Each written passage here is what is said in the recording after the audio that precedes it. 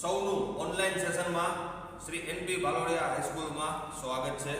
હું ચૈતન્ય ઠાકર આજે ધોરણ 9 સામાજિક વિજ્ઞાન એનો એક પાઠમાં જે અગત્યના ટોપિક છે એ ટોપિક આજે હું આપને સમજાવવાનો છું, તો વિડીયોને અંત સુધી જોવા નમ્ર વિનંતી। ધોરણ 9 સામાજિક વિજ્ઞાન, તમે લોકોએ 8મા ધોરણ સુધી સામાજિક વિજ્ઞાન જે ભણ્યું છે, જે ભણતા આવ્યા છો, એમાં એ જ રીતે 9મા ધોરણમાં સામાજિક વિજ્ઞાનના 3 પાઠ પાડવામાં આવ્યા છે। પહેલા પાઠ એટલે કે 1 નંબરથી લઈ અને ચાલુ કરીએ તો પહેલા પાઠ ઇતિહાસના, પછી સિવિક્સ એટલે કે નાગરિક શાસ્ત્ર, અને છેલ્લે જીઓગ્રાફી એટલે કે ભૂગોળ। તો વિદ્યાર્થી મિત્રો, આજે આપણે ભૂગોળનો જે આપણો 13મો પાઠ છે એ 13મા પાઠનો અભ્યાસ કરશું।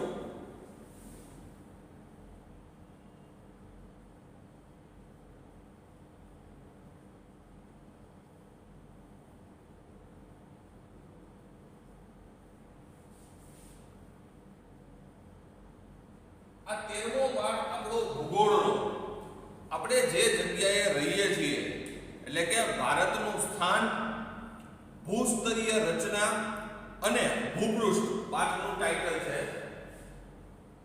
ભારત સ્થાન,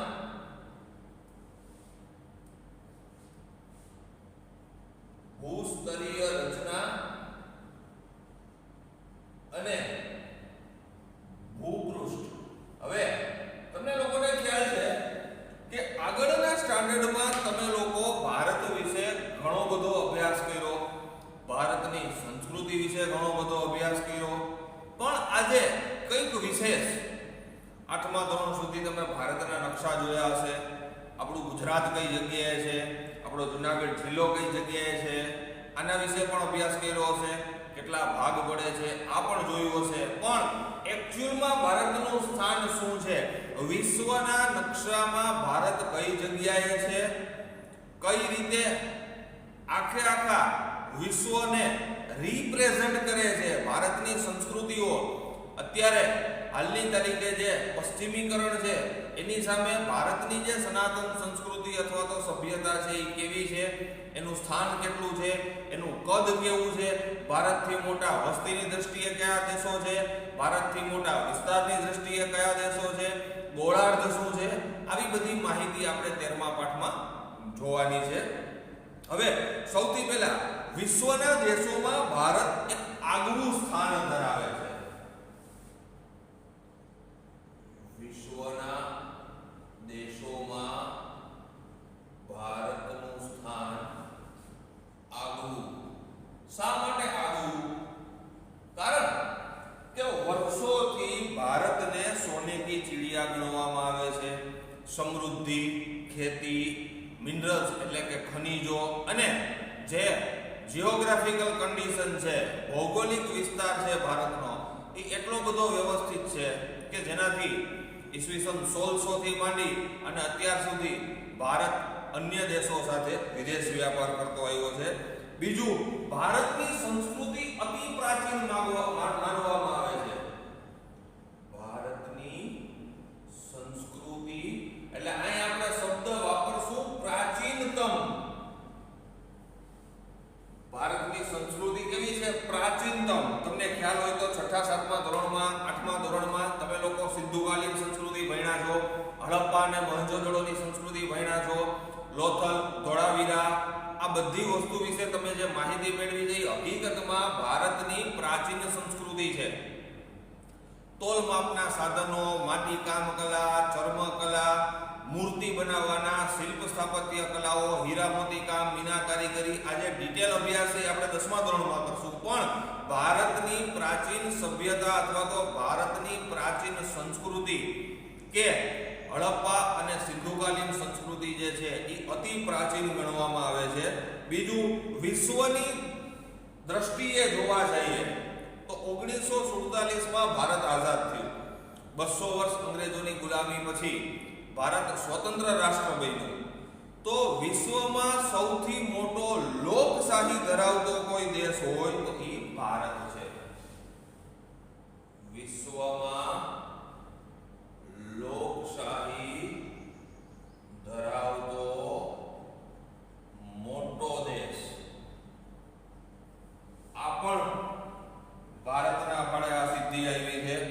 બીજું, ભારતની સંસ્કૃતિ છે મિત્રો એ સમન્વયકારી સંસ્કૃતિ છે. ભારતે પોતાના દેશમાં દરેક પ્રજાઓનું સ્વાગત કર્યું છે. દરેક પ્રજાને પોતાના દેશમાં રહેવા માટે અનુમતિ આપી છે અને પોતાની સંસ્કૃતિ સાથે વિદેશી સંસ્કૃતિનું આદાન પ્રદાન પણ કર્યું છે. જોવા જઈએ 10મા ધોરણમાં આ ડિટેલમાં આવશે કે ભારત પહેલા આર્યાવર્ત નામે પ્રસિદ્ધ હતો. ભારતની પ્રાચીનતમ પ્રજાઓમાં આર્યો છે, દ્રવિડો છે, મોંગોલોઇડ છે, ઓસ્ટ્રેલોઇડ છે, નિષાદ પ્રજા છે, આવી ઘણી બધી પ્રજાઓ, અલ્પાઇન છે, ડિનારિક છે, આવી ઘણી બધી પ્રજાઓ હિમાલય બાજુથી, અગ્નિ એશિયામાંથી, તિબેટમાંથી અથવા તો બીજા દેશમાંથી ભારતમાં આવી, ભારતમાં સ્થાયી થઈ અને ભારતીય સંસ્કૃતિના મહાનદમાં ભળી ગઈ. મતલબ ભારતે કોઈ પણ ધર્મ, જાતિ કે લોકોનો અસ્વીકાર કર્યો નથી, બધાને પોતામાં ભેળવેલા છે.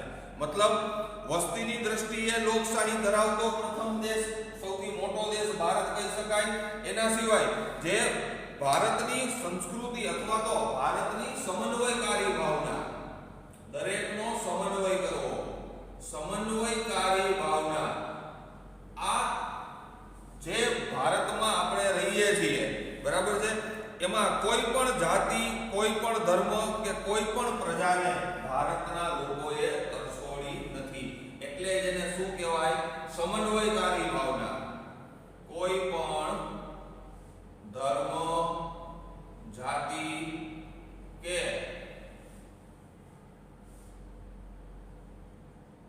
કોઈ પણ પ્રજાતિ કે લોકોને કે વિદેશી સંસ્કૃતિને ભારતે તરછોડી નથી. પછી જોઈએ તો ઓસ્ટ્રેલોઇડ પ્રજા હોય, જોઈએ તો મોંગોલોઇડ પ્રજા હોય કે કોઈ પણ વ્યક્તિ હોય, કોઈ પણ ધર્મ પાળતો વ્યક્તિ હોય, કોઈ પણ જાતિ પ્રજાતિ હોય કે કોઈ પણ પ્રજા હોય, આ પ્રજામાં લગભગ દરેક ધર્મ સમુદાયની પ્રજાતિ અથવા તો લોકો આવી જાય. એને ભારતમાં આવી અને સ્થાન મેળવ્યું છે. ભારતની સંસ્કૃતિ સાથે પોતાની સંસ્કૃતિનું આદાન પ્રદાન કર્યું છે અને અમુક સમયે આંતરજ્ઞાતીય લગ્નો શરૂ થઈ ગયા અને ભારતમાં એ લોકો સ્થાયી પણ થઈ ગયા. સર્વ ધર્મ, પ્રજા અને જાતિ પ્રત્યે સમભાવ. સર્વ ધર્મ સમભાવ એટલે કે દરેક ધર્મને એક જ ભાવથી જોવો, એને સર્વ ધર્મ સમભાવ કહેવાય. અને જાતિ પ્રત્યે કોઈ પણ જાતિ પ્રત્યે પણ સમભાવ. આ જે છે એ ભારતનું આગવું લક્ષણ ગણી શકાય. કોઈ પણ ધર્મને તરછોડ્યો નથી, કોઈ પણ ધર્મ પાળતી પ્રજાને તરછોડી નથી, કોઈ પણ જાતિ પ્રજાતિની ઉપેક્ષા નથી કરી અને માત્ર ને માત્ર શું કર્યું છે? જાતિ પ્રત્યે અને ધર્મ પ્રત્યે પણ સંભાવ રાખ્યો છે. એ ભારતનું એક આગવું લક્ષણ જે છે એ આપણે ગણી શકીએ. બીજું, વર્ષોથી આપણે અહીંયા વાત કરી કે ભારતની સંસ્કૃતિ પ્રાચીનતમ એટલે કે સૌથી જૂની છે. એને આપણે સિંધુકાલીન અથવા તો હડપ્પીય સંસ્કૃતિ કહી શકીએ. તો ત્યારથી લઈ વિદ્યાર્થી મિત્રો અને અત્યાર સુધી એવું નથી કે ભારતમાં તકલીફો નહીં આવી હોય. વાવાઝોડા છે, અતિવૃષ્ટિ, અનાવૃષ્ટિ, ભૂકંપ, ઘણી બધી કુદરતી આપત્તિઓ, નદીના પૂર આવ્યા હશે, ઘણી બધી માનવ સર્જિત આપત્તિઓ પણ આવી હશે. પણ આટલા વર્ષોમાં કુદરતી અથવા તો માનવ સર્જિત આપત્તિઓ આવ્યા હોવા છતાં ભારતે પોતાની પ્રગતિ અને પોતાનો વિકાસ સંપૂર્ણપણે કેવો રાખ્યો છે? કન્ટિન્યુ, સતત ચાલુ. વર્ષો પહેલાનું ભારત 1947 નું તમે મિત્રો જો અને અત્યારનું 2021 નું ભારત જો, વિજ્ઞાન, ટેકનોલોજી, ડોક્ટરી ક્ષેત્ર, એન્જિનિયરિંગ, તમામ ક્ષેત્રોમાં ભારતે વિકાસ અને પ્રગતિની હરણફાળ ફાળ ભરી છે. એટલે એવું કહી શકાય કે અનેક કુદરતી કે માનવ સર્જિત આપત્તિઓ આવ્યા છતાં ભારતે પ્રગતિ, હવે આ પ્રગતિ દરેકે દરેક વિકાસ છે એ દરેકે દરેક ક્ષેત્રમાં ભારતે કર્યો છે અને વિકાસની પ્રક્રિયા સતત જાળવી રાખી છે. ઘણા બધા આપણી આજુબાજુમાં હમણાં રિસન્ટ સમયમાં તો કતે વાવાઝોડાથી માંડી, કોરોના મહામારીથી માંડી, સુરત તાપી નદીનું પૂર તમે ગણી લ્યો કે 2001નો કચ્છનો ભૂકંપ ગણી લ્યો, કોઈ પણ વાવાઝોડું ગણી લ્યો, આવી ઘણી બધી તકલીફો ભારત દેશમાં વર્ષોથી આવી છે. દુષ્કાળ, અનાવૃષ્ટિ, આવી તકલીફો પણ આવી છે. પણ છતાં ભારતે શું કર્યું છે તો કે પોતાની વિકાસ ગાથા, પોતાની પ્રગતિ કોઈ દિવસ અટકાવવા દીધી નથી. માટે ભારત જે છે એ સતત પ્રગતિના પગથિયા ચડતો દેશ ગણી શકાય. હવે ભારતની સંસ્કૃતિ જે આપણે વાત કરી કે પ્રાચીન સંસ્કૃતિ, સિદ્ધુકાલીન સંસ્કૃતિ છે, એ સંસ્કૃતિના વિકાસમાં અથવા તો ઘડતરમાં એવું કહી શકાય કે ભૌગોલિક પરિસ્થિતિ ભારત કઈ જગ્યાએ છે, આના પછી તરત જ હું આપને લોકોને સમજાવીશ કે ભૌગોલિક પરિસ્થિતિ ભારતની કેવી છે, ભારતનું સ્થાન, ભારતનો કદ, ભારતનો વિસ્તાર કઈ રીતનો છે. પણ આપણા ભારત દેશમાં ભારતના વિકાસ અને ઘડતરમાં ભૌગોલિક પરિસ્થિતિ પણ શું કરે છે તો કે મહત્વનો ભાગ ભજવે છે. ભારતના સ્થાન તમને ખ્યાલ હોય તો 8મા ધોરણમાં અથવા તો 7મા ધોરણમાં તમે ભણ્યા હશો કે કોન્સ્ટેન્ટિનોપલનું પતન, 9મા ધોરણનો પહેલો પાઠ પણ આ જ રીતનો છે કે કોન્સ્ટેન્ટિનોપલના પતન બાદ ભારતનો વિદેશ સાથે જમીન માર્ગે થતો વ્યાપાર બંધ થઈ ગયો. તો 1498માં વાસ્કો દ ગામા એક પોર્ટુગીઝ નાવિકે ભારત આવવાનો એક નવો જળમાર્ગ શોધ્યો. ભૌગોલિક પરિસ્થિતિ મુજબ ભારતનો દક્ષિણ ભાગ જે છે એ દ્વીપકલ્પ એટલે કે સમુદ્રોથી ઘેરાયેલો છે. એટલે જળમાર્ગ માટે વિશાળ સગવડતાઓ ભારતને પ્રાપ્ત થાય છે. તો એને કહેવામાં આવે ભૌગોલિક પરિસ્થિતિ. ઉત્તર બાજુ હિમાલય પર્વત શ્રેણી જે આવેલી છે એ પાછા ફરતા મોસમી પવનો અથવા તો ભૂગોળમાં આગળ આપણે ભણશું કે જે કાતિલ ઠંડી પડવાની હોય તો હિમાલય પર્વત શ્રેણી આપણા ભારત દેશનું રક્ષણ કરે. એનાથી આગળ જોઈએ તો વિદેશી આક્રમણકારીઓ જે છે એના માટે હિમાલય પર્વત શ્રેણી આપણી એક પ્રકારની રક્ષણ દિવાલ પણ ગણી શકાય. મતલબ એક યા બીજી રીતે ભારતને ભૌગોલિક પરિસ્થિતિઓ, ભારતનું વાતાવરણ, ભારતની આબોહવા, ભારતની પરિસ્થિતિ અને ભારતની પ્રાચીનતમ સંસ્કૃતિ, આ બધી વસ્તુઓ ભેગી થઈ અને ભારતને સતત પ્રગતિના શિખરો સર કરાવે છે. તો તમારા 9મા ધોરણના પાઠમાં 13મો પાઠ 9મા ધોરણમાં સામાજિક વિજ્ઞાનનો, એમાં શરૂઆતની ટેક્સ્ટબુકની માહિતી મેં તમને લોકોને મુદ્દા સ્વરૂપે તમારે 9મા ધોરણમાં 13મો પાઠ છે સ્થાન, ભૂસ્તરીય રચના અને ભૂપૃષ્ઠ છે, પાના નંબર 99 ઉપર એના શરૂઆતના જે બે પેરેગ્રાફ આપેલા છે એને મેં આ રીતના મુદ્દા વાઇઝ આપ લોકોને સમજાવ્યા છે. હવે આગળ આપણે ભણશું કે ભારતનું સ્થાન, ભારતનું કદ અને ભારતનો વિસ્તાર કઈ રીતના છે. પણ એ બધી વસ્તુ ભણતા પહેલા વિશ્વના નકશામાં જે વસ્તુઓ તમારી ટેક્સ્ટબુકમાં આપેલી છે એના વિશે થોડી ચર્ચા કરશું, જેથી કરીને વાંચવા ટાઈમે અથવા તો ક્વેશ્ચન આન્સર પાકા કરતી વખતે તમને લોકોને ખ્યાલ આવે કે ભારતનો નકશો આપણે જ્યારે વિશ્વના નકશામાં જોઈએ ત્યારે એ કઈ રીતનો હોઈ શકે. હવે તમારા ટેક્સ્ટ બુકના 99 નંબરના પેજ ઉપર 13મા પાઠમાં એક આખા વિશ્વનો નકશો આપેલો છે મિત્રો.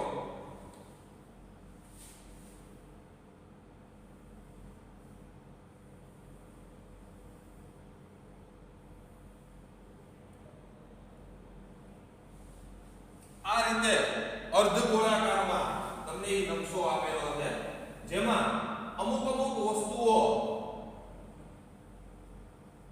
તમને ખ્યાલ આવશે. ધ્યાનથી જોશો એટલે આ રીતના તૂટક રેખા આડી અને ઊભી એમાં તમને દેખાશે, જે નકશાના 4 ભાગ કરે. આ જે આડી તૂટક રેખા જે છે, બરાબર છે, આખો ભારતનો અને વિશ્વનો નકશો તમે જો એટલે એમાં આડી રેખા અને ઊભી રેખા હોય. ઊભી રેખા જે છે એને આપણે ગ્રીનિચ રેખા કહીએ, કે જે લંડનની ગ્રીનિચ લેબોરેટરીમાં એના સંશોધનો થયા. અને આ જે આડી રેખા છે એને આપણે કહેશું વિષુવવૃત્ત અથવા તો અક્ષાંશીય રેખા.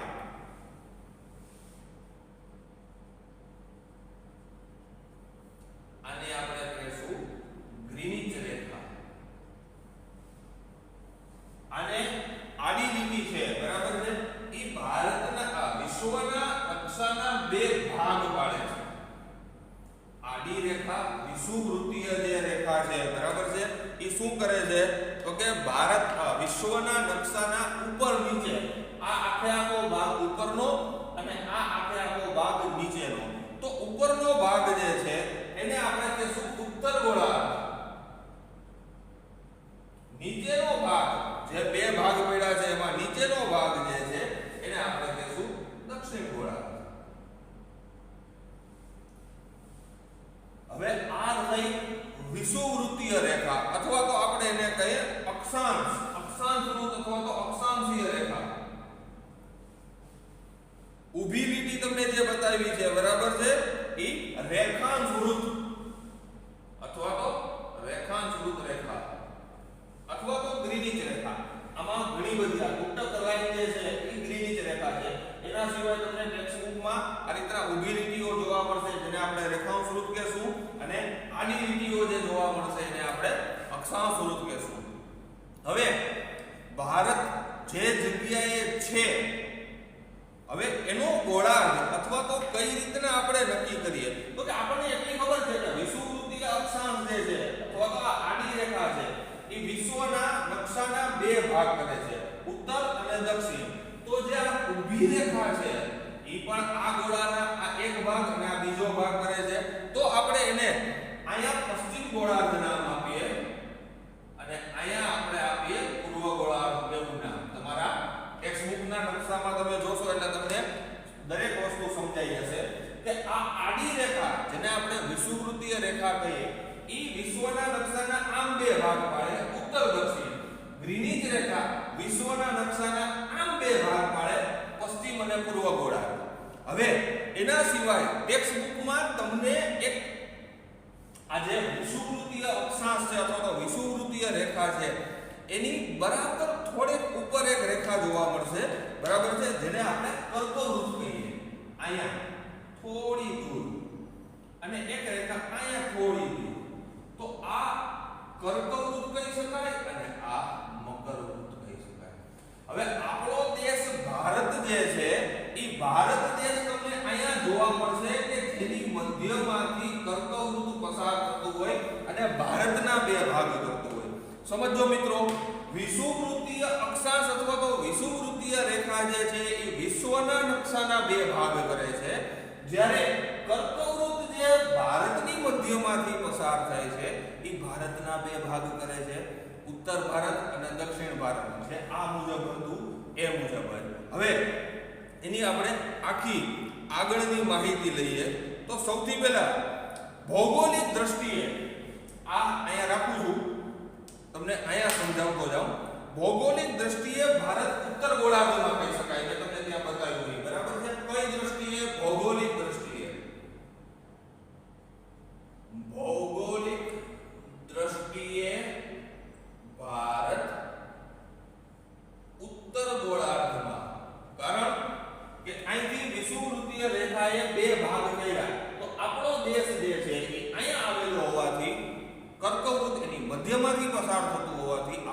શું કહીએ તો કે ઉત્તર ગોળાર્ધમાં છે એમ કહી શકાય. હજી આગળ એની આખી સ્થાન અને રચના આવતી જશે. હવે આ ભારત આપણો ઉત્તર ગોળાર્ધમાં છે, પણ જે આપણે એશિયા ખંડ કહીએ, જે કોન્ટિનેન્ટ છે, એમાં આપણો ભારત દેશ જે એશિયા ખંડમાં આવેલો છે એ એશિયા ખંડના દક્ષિણ ભાગમાં થયો. ભૌગોલિક દ્રષ્ટિએ ભારત ઉત્તર ગોળાર્ધમાં અને એશિયા ખંડના, કારણ કે આ જે આખો પ્રદેશ છે, તમે આખો ભારતનો નકશો જો, વિશ્વનો નકશો, એટલે તમને ખ્યાલ આવે કે એશિયા ખંડના કયા ભાગમાં આવે ભારત? તો કે દક્ષિણ ભાગમાં,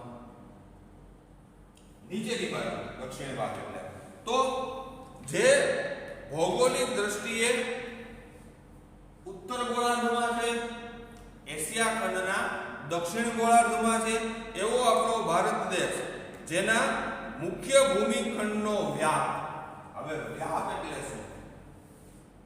ભારતના મુખ્ય ભૂમિખંડનો વ્યાપ. હવે આ વ્યાપને આપણે વિસ્તારથી પણ સંબોધી શકીએ કે તમારી આજુબાજુમાં મેં તમને જે સમજાવ્યું અક્ષાંશવૃત્ત અને રેખાંશવૃત્ત, તો મિત્રો અક્ષાંશ અને રેખાંશ કઈ રીતના નક્કી થાય એ આપણે આમાં જોઈ લીધું. આડી રેખા, ઊભી રેખા, વિષુવવૃત્તીય રેખા અને ગ્રીનિચ રેખા. તો ભારતનો ભૂમિખંડનો વ્યાપ 8 4 થી 37 6 લખાય કઈ રીતના? 8 4 થી 37 6. હવે 8 4 થી 37 6 જે છે એને આપણે કહેશું ઉત્તર અક્ષાંશ વૃત્ત. આખું ઉત્તર અક્ષાંશ વૃત્ત. હવે મિત્રો એક વસ્તુ યાદ અપાવી દઉં કે ઘણી વખત આવી વસ્તુ તમારા એક્ઝામમાં ઓબ્જેક્ટિવ ટાઈપ ક્વેશ્ચન જે આવે છે, ખાલી જગ્યા છે, ખરા ખોટા છે, જોડકા છે, એક શબ્દમાં જવાબ આપો છે કે એમસીક્યુ છે, એમાં પૂછાતી હોય. એટલે આખો પ્રશ્નનો જવાબ જ્યારે આપણે તૈયાર કરતા હોય ત્યારે આવી આંકડાકીય માહિતી જે છે એની ઉપર વ્યવસ્થિત ધ્યાન આપવું. શક્ય હોય તો હાઇલાઇટરની મદદથી ટેક્સ્ટ બુકમાં પણ હાઇલાઇટ કરવું. માની લો કે તમે તમારી ફેર બુક પાકી નોટ ઉતારતા હોય તો એમાં પણ તમે જે જવાબ લખો ત્યાં સાલ છે, આવી કોઈ આંકડાકીય માહિતી છે, કોઈ રાજ્યનું નામ છે, અથવા તો કોઈ આંકડો 2 લાખ, 5 લાખ, 7 લાખ, 13 લાખ, 7મો ક્રમ, 8મો ક્રમ, ઈસવીસન 1959 અથવા તો 1498, આવી જે વસ્તુઓ આવતી હોય એમાં ફરજિયાત હાઇલાઇટ કરવું, જેથી કરીને હાઇલાઇટ ન કરો તો અંડરલાઇન કરી દો, જેથી કરીને તમને ખ્યાલ આવે કે આ વસ્તુ કેમાં પૂછવામાં આવે છે. તો કે ઓબ્જેક્ટિવ ટાઈપ એટલે કે હેતુલક્ષી પ્રશ્નોમાં પૂછાય છે.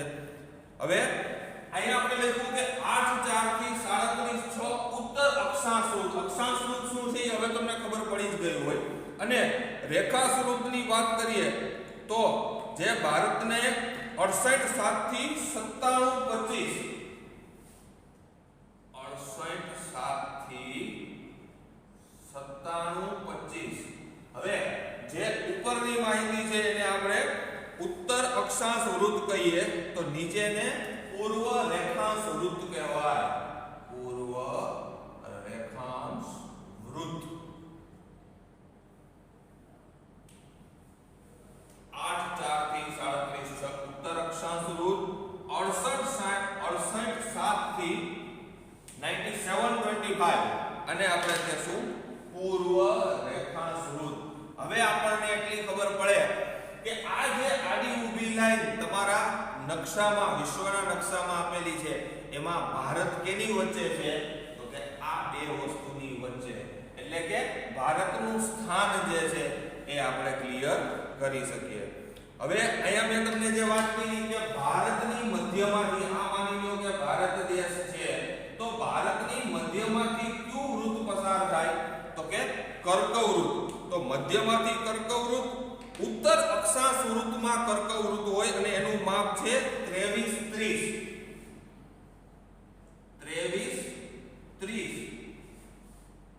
ભારતની મધ્યમાંથી કર્કવૃત્ત પસાર થાય. આ જે 23 30 છે એને ઉત્તર અક્ષાંશ વૃત્ત કહેવામાં આવે.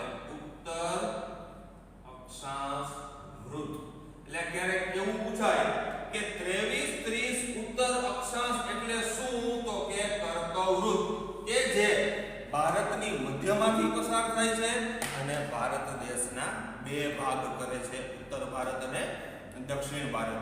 તો આ ભારત દેશની સામાન્ય માહિતી થઈ. હવે અહીં સુધી આપણને એટલી ખબર પડી ગઈ કે ભારત આખા વિશ્વના નકશામાં કયા ગોળાર્ધમાં છે, કયા અક્ષાંશ વૃત્ત અને કયા રેખાંશ વૃત્તની વચ્ચે આવેલો છે, કયા અક્ષાંશ વૃત્ત અને કયા રેખાંશ વૃત્તની વચ્ચે છે, અને ભારતની મધ્યમાંથી શું પસાર થાય છે એના વિશે આપણે માહિતી જોઈ.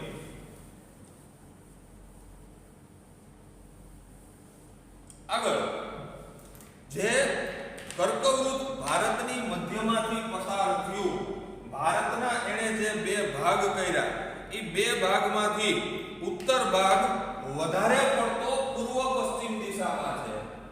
ભારતનો ઉત્તર ભાગ વધારે પૂર્વ પશ્ચિમ દિશામાં છે. હવે આપણે મગજમાં ભારતનો નકશો 99 નંબરના પેજ ઉપર તમારી ટેક્સ્ટ બુકમાં મિત્રો વિશ્વના નકશામાં ભારતનું સ્થાન છે. ઈ પેજ ફેરવો એટલે 100 નંબર ઉપર યલો કલરનો નકશો છે, ઈ ભારતનો છે કે જેમાં આપણને સ્પષ્ટ જોવા મળે કે કર્કવૃત્ત ક્યાંથી પસાર થાય છે, ઉત્તરનો ભાગ કયો છે અને દક્ષિણનો ભાગ કયો છે. તો ઉત્તર ભાગ વધુ પૂર્વ પશ્ચિમ દિશામાં, અને એમાં શું છે તો કે ભારતના ઉત્તર ભાગમાં સૌથી પહેલા તો કે વિશાળ મેદાનો,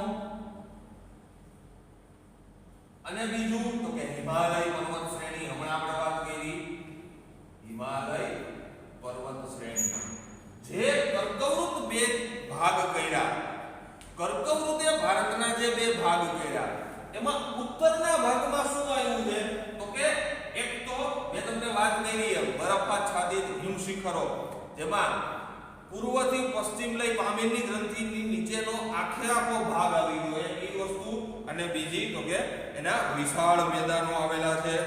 હવે દક્ષિણ ભાગની વાત થઈ તો ભારતના ઉત્તર ભાગ વધારે પડતો પૂર્વ પશ્ચિમ દિશામાં છે અને ભારતનો દક્ષિણ ભાગ કેવો છે તો કે સાંકડો. આપણે એના માટે સાંકડો શબ્દ પણ ન વાપરી શકીએ. દક્ષિણ ભાગ જે છે ઈ તમે ભારતનો નકશો જો તો આ રીતના ત્રિકોણાકાર ડેલ્ટા ટાઇપ, અહીંથી તમે ગુજરાતથી ચાલુ કરો તો અહીં સુધી, અહીંથી ચાલુ કરો તો અહીં સુધી. હવે બંગાળની ખાડી, અરબ સાગર અને હિન્દ મહાસાગર, એના માટે એક શબ્દ મિત્રો આવે છે, સંકલ્પનામાં પૂછાઈ શકે કે દ્વીપકલ્પ પ્રદેશ એટલે શું? તો કે જે ભૂમિ ભાગની 3 બાજુ દરિયો હોય અને એક બાજુ ભૂમિ હોય એને દ્વીપકલ્પ કહેવાય. મતલબ ભારતની સિચ્યુએશન પણ આ રીતની છે કે દક્ષિણ ભાગ કેવો છે તો કે ત્રિકોણાકારનો. અહીંયા જે આપણે જોઈએ છીએ ભારતના નકશામાં 100 નંબરના પેજ ઉપર જે પીળા કલરનો નકશો આપેલો છે તમારી ટેક્સ્ટ બુકમાં, એમાં તમે જો તો જેમ જેમ તમે દક્ષિણ બાજુ આવતા જશો એમ ઈ ભાગ જે છે એ કેવો થતો જાય, સાંકડો થતો જાય. તો એના માટે એવો મુદ્દો લખી શકાય કે દક્ષિણ ભાગ કેવો છે તો કે ત્રિકોણાકાર. ત્રિકોણાકાર તો છે જ, પણ એની સાથે સાથે શું તો કે જે ભૂભાગ છે એ સાંકડો થતો જાય. ભૂ એટલે જમીન, ભૂભાગ સાંકડો થતો જાય એટલે એને શું કહેવામાં આવે તો કે દ્વીપકલ્પીય ઉચ્ચ પ્રદેશ. મતલબ ભારતના દક્ષિણમાં જે ભાગ સાંકડો થતો જાય છે એને આપણે દ્વીપકલ્પીય ઉચ્ચ પ્રદેશનો ભાગ ગણાવી શકીએ. તો મિત્રો આ ભારતની વાત છે. આની પહેલા જે આપણે સ્થાન કદ તો બાકી છે, ખાલી સ્થાન જ ભણ્યા આપણે, વિસ્તાર અને કદ હવે જોશું. પણ જે સ્થાન છે ક્યાં રેખાંશ વૃત્ત, ક્યાં અક્ષાંશ વૃત્ત અથવા તો કેની વચ્ચે આવેલો છે એના વિશે આપણે અભ્યાસ કર્યો. બીજું ભારતના અક્ષાંશ અથવા તો જે માપ છે ભારતના અક્ષાંશીય અને રેખાંશીય માપ કેટલા છે તો કે 30. ભારતના અક્ષાંશીય અને રેખાંશીય આ બે માપ લગભગ કેવા છે તો કે સરખા છે ભૌગોલિક દ્રષ્ટિએ જોવા જઈએ તો. હવે એના સિવાય એક જે રસપ્રદ વસ્તુ આપણે ભણવાની છે ભૌગોલિક દ્રષ્ટિએ તમને કદાચ ખ્યાલ હોય પણ અને ન પણ હોય તો એના વિશે થોડી ચર્ચા કરીએ આપણે. આ માત્ર ને માત્ર અત્યારે ભારતનું ભૌગોલિક સ્થાન જે છે એ જ આપણે ભણીએ છીએ. હવે આગળ જતા વાત કરીએ તો ભારતના અક્ષાંશ અને રેખાંશ આ બેયનો માપ સરખો હોવા છતાં અમુક વસ્તુ ભારતમાં જે છે એ થોડી અલગ દેખાય. કેવી વસ્તુ તો કે સૌથી પહેલા કાશ્મીર, આપણે ભારતનો નકશો તમે જો તો ઉપરના ભાગે ઉત્તર ભારતમાં કાશ્મીર છે, નીચેના ભાગે દક્ષિણ ભાગમાં કન્યાકુમારી છે. મતલબ ઉત્તર ભારતના કાશ્મીરથી લઈ અને દક્ષિણ ભારતના કન્યાકુમારી સુધી એવું કહી શકાય કે ઉત્તર દક્ષિણ લંબાઈ 3214 કિલોમીટર. 3214 કિલોમીટર. શું છે આ તો કે ઉત્તરે કાશ્મીરથી દક્ષિણે કન્યાકુમારી સુધીની લંબાઈ. એટલે કે કાશ્મીરથી ચાલુ કરો તો કન્યાકુમારી સુધી આવતા કેટલા કિલોમીટર થાય તો કે 3214 કિલોમીટર. ઓબ્જેક્ટ છે ઘણી વખત ખાલી જગ્યા ખરા ખોટામાં મિત્રો પૂછાઈ જાય. હવે આ એવી ઉત્તર દક્ષિણની વાત. હવે આપણે જોઈએ ગુજરાત એટલે કે પશ્ચિમ દિશાએથી થઈ અને અરુણાચલ પ્રદેશ પૂર્વ દિશા સુધી. જેમ ઉત્તર ભારતથી દક્ષિણ ભારત, કાશ્મીરથી કન્યાકુમારી જોયું, એમ ગુજરાતથી અરુણાચલ પ્રદેશ પશ્ચિમથી લઈ અને પૂર્વ સુધી. તો ભારતની પશ્ચિમથી લઈ અને પૂર્વ સુધીની જે લંબાઈ છે એ કેટલી છે મિત્રો 2933 કિલોમીટર. 2933 કિલોમીટર. હવે આ છે શું તો કે જેમ અહીંયા આપણે ઉત્તરે કાશ્મીરથી શરૂ કર્યું એમ પશ્ચિમે ગુજરાતથી પૂર્વમાં અરુણાચલ પ્રદેશ સુધીની લંબાઈ. સ્વાભાવિક છે વિશાળ ભૂભાગનો ભાગ છે, વિશાળ ભૂમિખંડ છે. તો ઉત્તર દક્ષિણ પૂર્વ પશ્ચિમ આની લંબાઈમાં આટલો બધો ફેર આવે છે. હવે આ બધી વસ્તુ જોતા આપણને એવું લાગે કે સ્થાનિક સમયમાં પણ કિલોમીટરને હિસાબે તફાવત હોય. તો ભારતના સ્થાનિક સમયમાં આશરે કેટલો 2 કલાક નો તફાવત જોવા મળે. મતલબ અરુણાચલ પ્રદેશમાં સૂર્યોદય થઈ ગયો હોય છતાં પણ ગુજરાતમાં જે રાત્રિનો છેલ્લો પ્રહર બાકી હોય એવું બને, કારણ કે 2 કલાકનો ફેર છે. હવે આ સ્થાનિક સમયમાં 2 કલાકનો તફાવત છે તો ભારતની પ્રમાણ સમય રેખા શું ગણવી તો અહીંયા આપણે લખી શકીએ ભારતની પ્રમાણ સમય રેખા. એનો પણ માપ આપેલો છે 8230 પૂર્વ રેખાંશ વૃત્ત. 8230 પૂર્વ રેખાંશ વૃત્ત. આ ભારતની શું છે તો કે પ્રમાણ સમય રેખા છે. શું તો કે 5 રાજ્યોમાંથી આ પ્રમાણ સમય રેખા પસાર થાય. પ્રમાણ સમય રેખા 5 રાજ્યોમાંથી પસાર થાય. હવે આ જે 5 રાજ્યો છે બરાબર છે એમાંથી પસાર થતી હોવાથી એવું કહી શકાય કે સ્થાનિક એ જ પ્રમાણ સમય ગણવાનો. સ્થાનિક સમયને જ શું ગણી શકાય તો કે પ્રમાણ સમય ગણી શકાય. મતલબ ભારતના જે ઉત્તર પૂર્વ, પશ્ચિમ અને દક્ષિણ આમ જોવા જઈએ તો ઉત્તર દક્ષિણ અને આમ જોવા જઈએ તો પૂર્વ પશ્ચિમ એના રેખાંશ વૃત્ત, અક્ષાંશ વૃત્ત, સમયનો તફાવત જે 2 કલાકની આપણે વાત થઈ એ 2 કલાકનો સમયનો તફાવત આ દરેકે દરેક વસ્તુ સ્થાનિક સમયમાં આવે. આગળ હવે જોઈએ ભારતનો વિસ્તાર. અત્યાર સુધી આપણે શું જોયું મિત્રો? ખાલી ભારતનું કદ.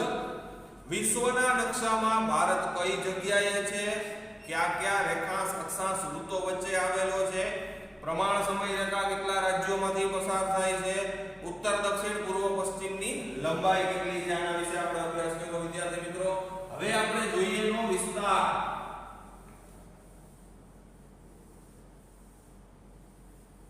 તો સૌથી પહેલા ભારતનો કુલ વિસ્તાર 32.8 લાખ ચોરસ કિલોમીટર. ભારતનો કુલ વિસ્તાર કેટલો? 32.8 લાખ ચોરસ કિલોમીટર. આ છે કુલ વિસ્તાર. આટલા લાખ કિલોમીટર વિસ્તાર હોવા છતાં ક્ષેત્રફળની દ્રષ્ટિએ ભારત 7મા ક્રમે આવે. કેના? ક્ષેત્રફળ એટલે કે વિશ્વના ક્ષેત્રફળની દ્રષ્ટિએ ભારત કેટલા? 7મું સ્થાન. હવે 7મું સ્થાન એટલે કે ભારતથી મોટા બીજા મિત્રો 6 દેશ હોવા જોઈએ. ક્યાં ક્યાં? તો કે રશિયા, કેનેડા, યુએસ, ચીન, બ્રાઝીલ ને ઓસ્ટ્રેલિયા. રશિયા, કેનેડા, યુએસ, ચીન, બ્રાઝીલ અને ઓસ્ટ્રેલિયા. મતલબ આપણા કરતા વિસ્તારની દ્રષ્ટિએ આ 6 દેશો જે છે એ મોટા છે અને 7મું સ્થાન ભારતનું છે. હવે ભારતનું ક્ષેત્રફળની દ્રષ્ટિએ 7મું સ્થાન હોવા છતાં વિશ્વના ભૂભાગના માત્ર 2.42% કેટલા મિત્રો? 2.42% જગ્યા ક્ષેત્રફળની દ્રષ્ટિએ ભારત રોકે છે. જે વસ્તુ લખાઈ છે, આ બોક્સ કર્યા છે કે અંડરલાઈન કરી છે, એ ઓબ્જેક્ટ માટે અગત્યની છે. રિપીટ કરી દઉં. કુલ વિસ્તાર 32.8 લાખ ચોરસ કિલોમીટર. વિશ્વના જે 6 દેશો ભારતથી મોટા છે એના નામ. ભારતનું સ્થાન ક્ષેત્રફળની દ્રષ્ટિએ વિશ્વમાં 7મું અને 7મું સ્થાન હોવા છતાં વિશ્વના કુલ ભૂમિ ભાગના 2.42% જગ્યા જે છે એ આપણો ભારત દેશ રોકે છે. તો આ વાત થઈ વિસ્તારની. શરૂઆત આપણે કરી તો કે એનું સ્થાન જોયું, ભૂસ્તરીય રચના એટલે કે કયા કયા રેખાંશ અને અક્ષાંશ વૃત્ત વચ્ચે આવેલો છે આપણો દેશ એ જોયું અને ભારતનો કુલ વિસ્તાર જોયો. વિદ્યાર્થી મિત્રો, હજી આ પાઠમાં આગળ જે છે એ ભારત પ્લેટો, ભારતનો વિસ્તાર, ભારતનું કદ, પૂર્વ ગોળાર્ધમાં સાથી મોકાનું સ્થાન ધરાવે છે, સુએઝ નહેર શું છે, આ બધી વસ્તુનો અભ્યાસ આપણે કરવાનો છે.